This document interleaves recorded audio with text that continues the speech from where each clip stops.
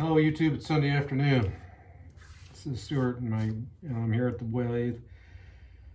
I'm going to talk today about how different ways to mount bowls, blanks on the lathe. This is not going to be long-winded, although I tend to be that way. There's three basic ways that I use, First one, set this down here, is between centers with a spur drive. And you can see here's my spur drive, and here's my cone drive. Put the spur, you can see I've got a little X right there on my blank. This is pecan. This blank's a little under 9 inches long, and I'll just put it up here loosely, and you mount it between centers, and you try to get it oriented to where it runs as smoothly as it can. That's one way, with a spur drive and your tailstock. Another way, which I use, and I've been doing that a lot lately for smaller blanks like this. You know, it's not very thick, it's only 2.5, 3 inches thick. For bigger blanks, and I've had a few, and I have a few more to go, this is another pecan blank. This is quite a bit bigger, even though it may not look like it. This is about 1 foot across, and about 4 inches deep, but it's got this big old knot right here. It's a growing over branch, so it makes it unbalanced. What I'll probably do with that is this, just your regular old faceplate. This is the faceplate that came with my Laguna 1524 when I got it.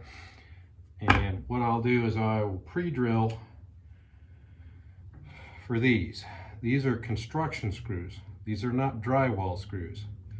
These are about 1 5/8 deep. They use a T25 star bit, or Torx bit if you're in the lingo, and I pre-drill for these, even though you don't have to. I do, because it makes them getting them out a whole lot easier. And I've reused these many times. However, they start getting a little weak. If the end starts getting a little worn out, I'll throw them away and get another one. I've got a whole box on the shelf back there. So that's the second way I do it, and it's very safe. It's very secure. I will still use tailstock support on this one because it's just a heavy piece. And with this big thing right here, it's going to be a slow crank to start out with. So that's the second way, is a faceplate. Third way that I've done, and you can do it too, is with a screw drive.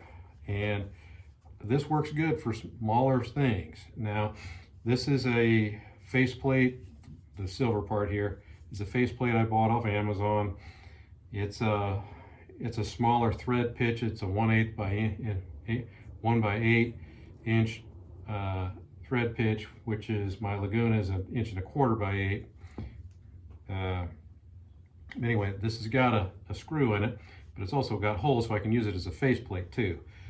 I don't really like this screw center, but it is a representative of that third style I'm talking about. I'll show you another setup I have. Get it down.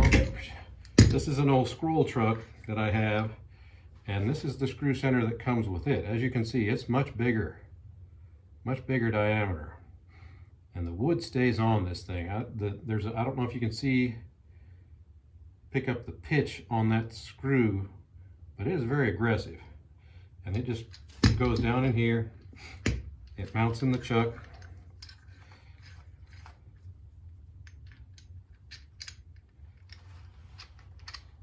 and it's a very secure way to do it. This chuck is really worn, because it was the first chuck I ever owned, and was really worn. It's worn. It doesn't like to hold, but this is another good way with a screw.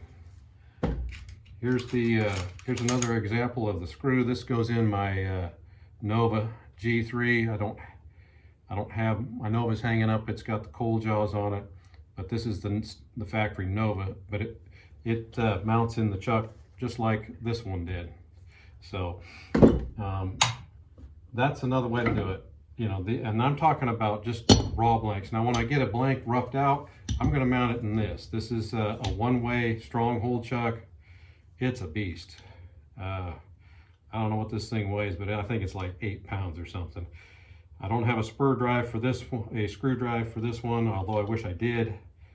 I bought this used, but eventually I'm gonna order one so I can use this as well. But anyway, that's the 3 main ways I mount bowl blanks: between centers, with a faceplate, or on a wood worm screw. Thanks for watching.